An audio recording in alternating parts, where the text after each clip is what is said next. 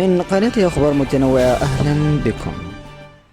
تمكن فريق رجاء الرياضي البيضاوي من التوصل إلى اتفاق رسمي مع اللاعب السابق للنادي فابريس نجاما، وذلك من أجل إنهاء الخلاف القائم بينهما وديا.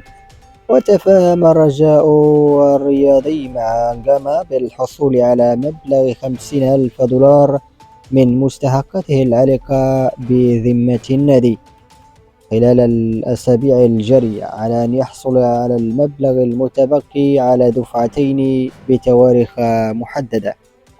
ووافق اللاعب الرجاوي السابق على مقترح الرجاء الرياضي، إذ ينتظر التوصل بمبلغ 50,000 دولار في حسابه البنكي لسحب شكايته من الاتحاد الدولي لكرة القدم، تمهيدا لرفع عقوبات المنع من التعاقدات المفروضة على الرجاء من قبل الفيفا.